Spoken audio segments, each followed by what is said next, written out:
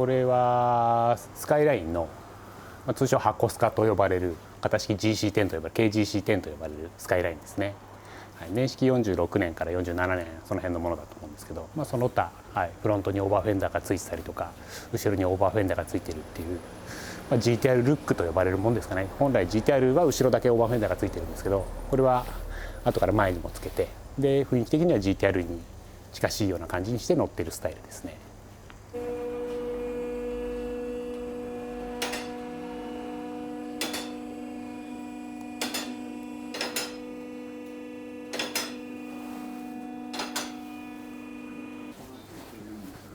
これに廃油をオイルを溶ける皿を準備しておいて、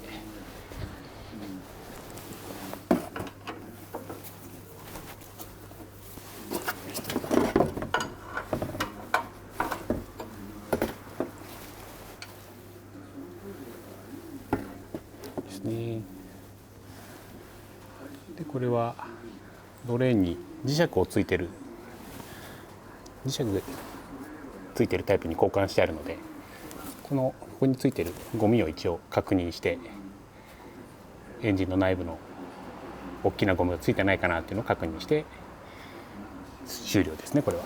エンジンオイルはもうエンジンの、血液みたいなもんなので、エンジンの手動部分を潤滑するのに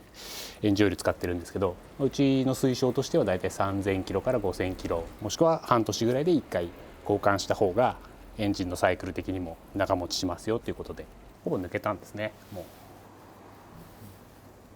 閉めちゃいます。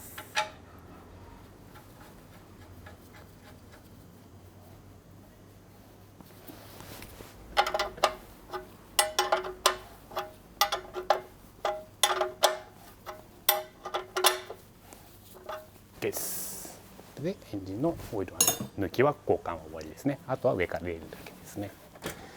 ただミッションオイルも次は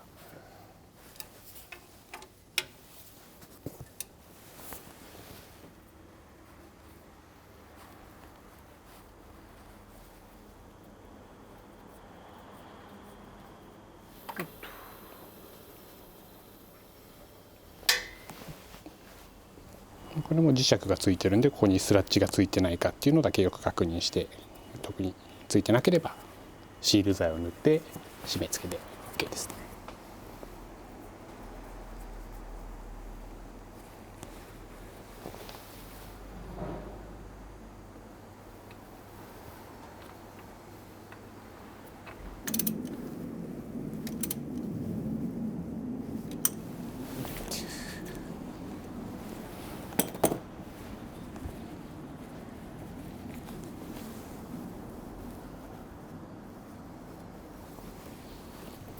ここからミッションオイルは注ぎますので、オイルはこの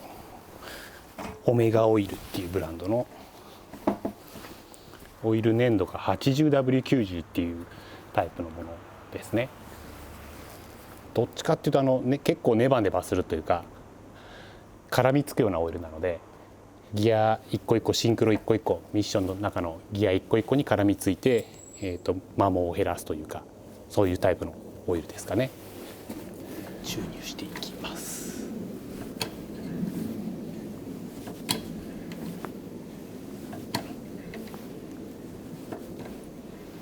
これの硬さによってシフトフィールって言って、シフトを入れる時の硬さが変わったりとかもするので、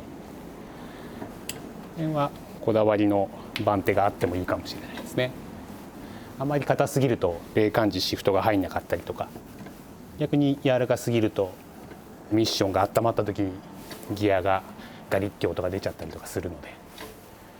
この 80W90 っていうぐらいが一番うちがテストした中では調子いい感じでしたね。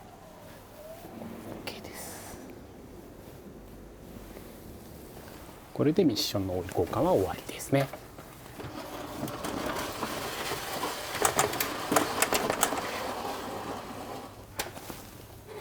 次はデフですね。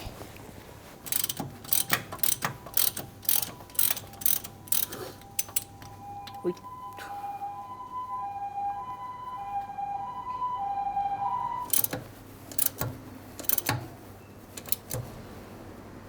これは85140っていう、これも一緒ですね。ここに注入していきます。硬いので、番号が増えれば硬くなっていくって思ってもらえれば、オイル自体が硬くなっていくっていう。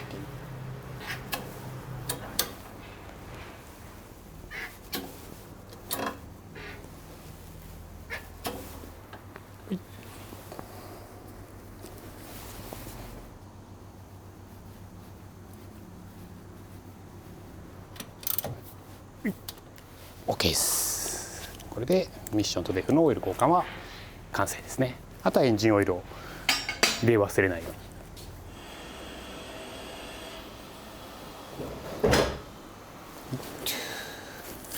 うに。よいしょ。ほい。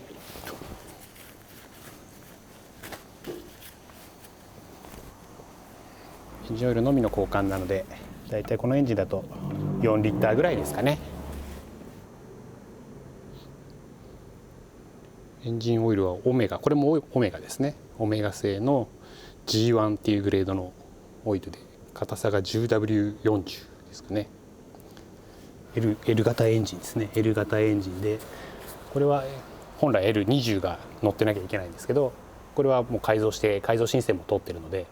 L28 2.8 リッターのエンジンが乗っかってます。でエンジン本体にも手が加えられているので、馬力的には測ってはいないんですけど、ノーマルの倍近くは出てるかなと思います。でキャブレターもソレックスの50パイですね。今ではもう貴重品なんですけど、ソレックスの50パイっていうのは、ここの口径が50ミリ、吸入の部分の口径が50ミリのことなんで50パイっていうんですけど、これはもう今では絶版品になってしまっているもので、なかなか手に入らないと思います。今はたまにネットオークションなんかで見かけると3桁万みたいなのもたまに見かけますけど、これで今回のオイル交換自体は終了です。じゃあちょっとエンジン始動してみましょうか。